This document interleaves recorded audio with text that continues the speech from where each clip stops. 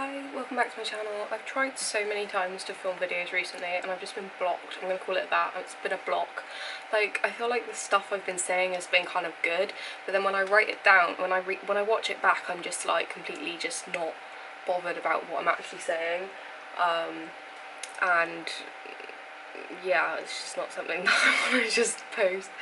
I don't want to post crap. Like, at the end of the day, I have got a creative streak. The whole point of having a channel is actually having it interesting, so that's kind of going to be the goal. But I'm going to try again today and just hope that comes out, because I do enjoy it, you know. Like, the whole point of me actually making a channel, as I said, is not because I feel obligated to necessarily, but something is in my spirit. But at the same time, I'm a creative as a person. I enjoy making, like, you know, things and having people gain something from them, or have myself gain from it.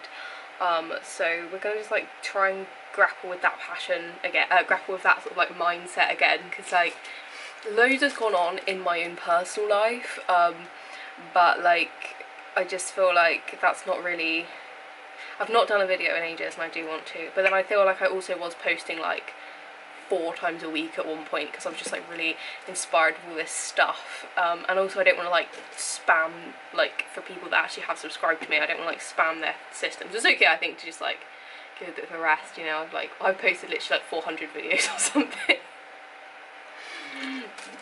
Someone's gonna unsubscribe to me for mentioning that, but I don't plan to post like 400 times a week anymore.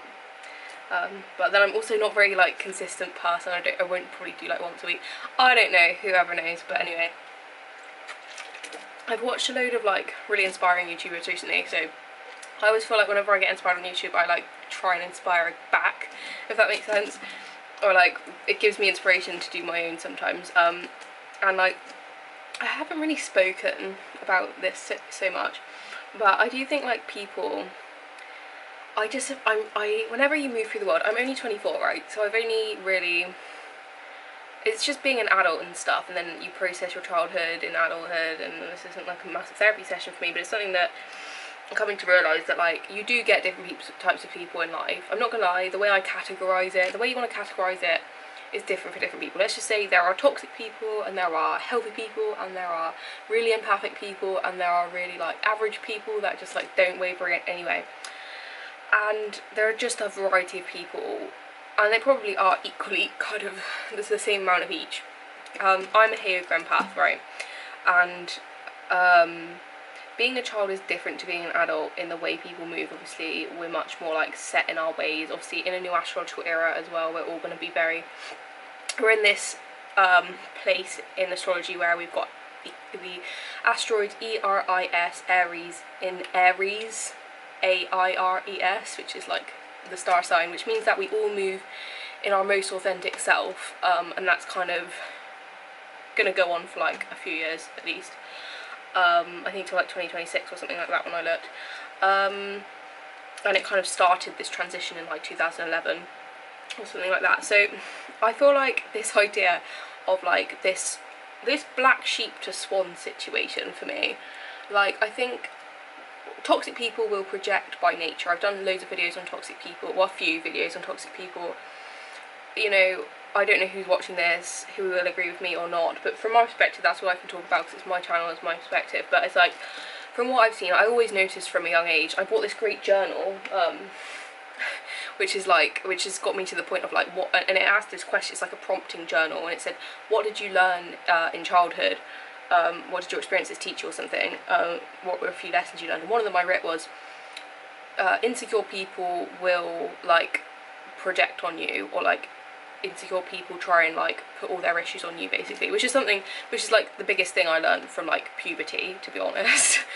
When people start to kind of individuate, and it is obviously still the case now. People talk about this thing called narcissistic abuse, which I don't know who is familiar with that and who's not, so I'm not going to go into that now. But this idea of like black sheep to swan situation, like this idea of like, when I was a child, you know, like with my family dynamic and like my friendships before, I kind of found my tribe more. I think my tribe has kind of changed. I think I have found my tribe now, to be honest, but I think you always like meet new people, and that's part of life, and that's like the great part of life. But it's like, when I was a child, I definitely think there are a few toxic people, or people that I have to transition from even at this point, but but it's this black sheep to swan situation where like people will treat like you like, sorry, not black sheep swan, it's like ugly duckling to swan. And I'm not talking about physical aspects necessarily, even though I did have like self-esteem issues, but doesn't everyone as a teenager? But I've learned to love myself, and it is easier as an adult, I think, when you like level out, but or as you get older, I guess. But and also if you're like validated for like self-esteem reasons and things like that. But yeah, like moving from this like ugly duckling to swan situation, and I'm pretty sure like most people can relate to this. Like when I looked at like fairy tales and stuff, I noticed that a lot of it is actually very like generic, and I'm sure like a lot of people can relate to this idea of like Cinderella, like going about your business, having people try and rip you down, aka like the ugly sisters, and then kind of like finding your Prince Charming and everything working out in the end kind of thing. It's a nice generic idea, but and I'm sure like a lot of people can relate to it in their own specific way. But for me, this ugly duckling to swan situation, like we're all individuals, some less and more toxic than others, for our own personal reasons, what some would consider toxic, and I just feel like, as someone that I've noticed, like I'm quite a kind of, because I'm a Heyoka empath as well, I don't know, I have quite a, they talk about Heyokas having this sort of like template of empathy and humanity that people can kind of draw from, people that don't have as much sort of like moral kind of obligation or moral empathy within themselves, because some people don't, they just don't have any empathy, and that is just the honest truth. And empaths can kind of bring that sort of not only light but template to live and kind of like spread that in the world. But it's also very draining for that reason, because I think people are getting so much from them, even though like no one, if you haven't got empathy, you're not going to validate a person for giving that to the world, but like therefore like you know, empaths don't always get very much validation that they deserve, but I think like God looks after us all. But at the same time, like it's that kind of thing that makes it therapeutic to me, when I actually kind of understand stuff and I can mentalise it. But what I mean is, people will kind of put you in this box. Like I have quite a sort of strong mind, shall I say, in terms of like when I've got, like I'm a little bit of a Moses, I'm not gonna lie, in the Bible, and they talk about Moses as being like the special one. I'm not gonna lie, I think he was like a bit of the special one in the Bible, like the person that's just a bit special. I think I am a bit special, but it's like, by special I mean, you know, just I don't know, just like they talk about Moses parting the Red Sea and stuff. I think I can have a big impact on people, let's leave it like that, sometimes, but let's not put too much pressure on this video or my channel or whatever. But yeah, I think but it's just also a natural human reaction when people like kind of like box you into this thing, be that kind of a school pupil. I've always tried to, I think the way I swing in my ego is to overachieve, or what I would perceive as overachieving. I think be smart, don't work hard, work smart. I'm just gonna throw that out there because mental health. But like I do think I'm like an overachiever, and it's like people will put you in this box, be that kind of a student in a school. We've moved into a new astrological era. Let's just say the baby boomers, you know, the older generation, probably most people's parents that are going to watch this, to be honest, the people over like, you know, baby boomers, and then, you know, we're on a more, the people younger than, like the baby boomers are quite kind of like to the point with the way that they communicate, and it can be kind of damaging to the younger generation that are much more kind of broad-minded, and I think regardless, so which is why I think toxic parenting it'll be always damaging.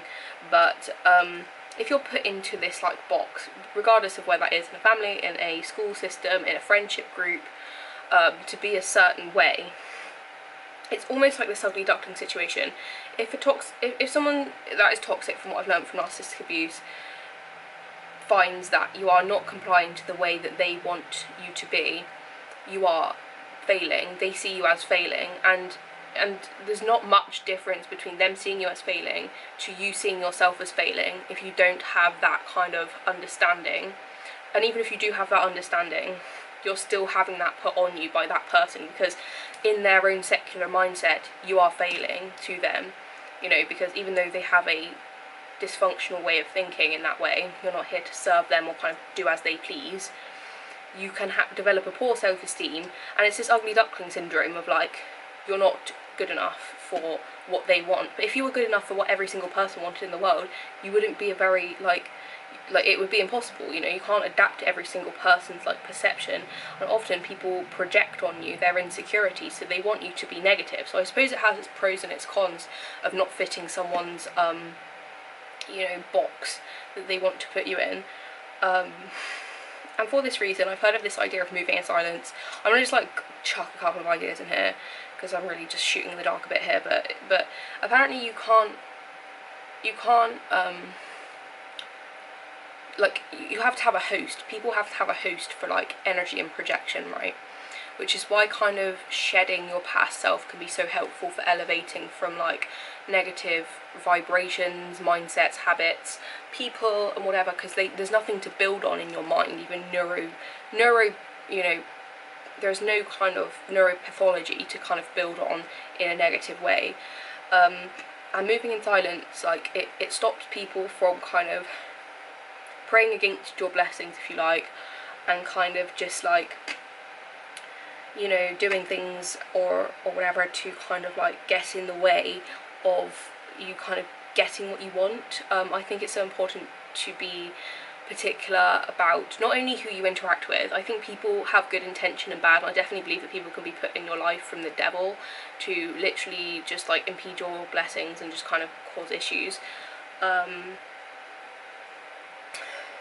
But I just think, regardless of that, it's just so important to actually not only be aware of who you interact with, because I think people can, I don't know how people do it, but it's like energy vampires, you know, like even just small interactions with people can actually suck the energy from you, especially if they do things to kind of throw you off, and it might put you in this sort of like mental spiral. And it's literally just like exactly like how narcissistic and toxic people work. And if you don't sort of like acknowledge that you've had those sort of interactions, you know, you can just get into a lower place and you can just not understand why you're feeling crap. And that's literally been slightly where I've been in the last couple of days, because, you know, it's not linear, you know, like life in general. And as much as I'm grateful for being a HEO empath, it doesn't make me any more resilient overall than anyone else, you know, just because I have a level of empathy which might help with my own mental stabilization. I've had mental health problems, I've been on medication in the past, so it doesn't have anything to do with my mental stabilization. What means maybe my temperament is slightly more calm and I'm able to experience empathy, which other people cannot, and they might be more like highly strung or highly, you know, triggered more easily or whatever through their ego. But it doesn't mean I'm any more overall resilient than anyone else. And what I hate is when people assume empaths are more resilient than themselves, or more able to handle certain things, and it's just more toxic projection, you know. It's so important to journal. I think, like, I've really found that like writing down my ideas and my thoughts can just bolster my understanding of like where my vibration is coming from, and just stop it in its roots, you know. If you've got like, you know, everyone has negative thoughts, I think, to an extent, and I'm going through a bit of a period of that now, but I do think that writing them down can really help. But I'm actually just going to leave it there, to be honest. I don't want to like start rambling on to nothing. I want to see if this video was any more interesting than my last kind of like couple of ramble topics. To be fair, I have talked for like 2 minutes, sorry, 12 minutes, so thanks for listening, and I'll speak to you soon. Bye!